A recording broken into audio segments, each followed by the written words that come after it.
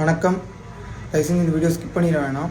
நம்ம தூத்துக்குடியை சேர்ந்த காளிமுத்துக்குமார் அப்படிங்கிற நண்பர் தருமபுரியில் அரசு சட்டக்கல்லூரியில் படிச்சுட்ருக்கிறாரு. ரீசெண்டாக இப்போ ஒரு ஆக்சிடெண்ட்டில் சிக்கி மண்டை ஓடு ஃபுல்லாக நொறுங்கினதாக சொல்கிறாங்க. அதனால் இப்போ நம்ம தூத்துக்குடியில் இருக்கிற ஏவிஎம் ஹாஸ்பிட்டலில் அவர் அட்மிட் பண்ணியிருக்காங்க. இப்போ முதல் கட்டமாக ஒரு ஆப்ரேஷன் பண்ணியிருக்காங்க. அதுக்கு 5 லட்ச ரூபாய் செலவுன்னு சொல்லியிருக்காங்க. அவங்க வீட்டில் எல்லாருமே கூலி வேலைக்கு போகிறவங்க. என்னோட அண்ணா ஒருத்தர் இருக்கார், அவரோட உறவு முறை தான் அவங்க. ஸோ நல்லா வெரிஃபை பண்ணி தான் இந்த விஷயத்தை நான் உங்கள்கிட்ட ஷேர் பண்ணுறேன். எல்லாருமே கூலி வேலைக்கு போகிறவங்கன்றதுனால அவங்களால அதிகமாக பணம் புரட்ட முடியல. இன்னும் சில ஆப்ரேஷன்கள் இருக்குதுன்னு சொல்கிறாங்க. மொத்தமாக 15 லட்சத்துக்கும் மேலே பணம் தேவைப்படுறதா சொல்கிறாங்க. அவருக்கு வெறும் 19 வயசு தான். அவங்க குடும்பமே அவ்வளோ பணம் திரட்டக்கூடிய நிலைமையில இல்லை. நம்ம சோஷியல் மீடியா மூலமாக நிறைய பேருக்கு மறுவாழ்வு கிடச்சிருக்கு.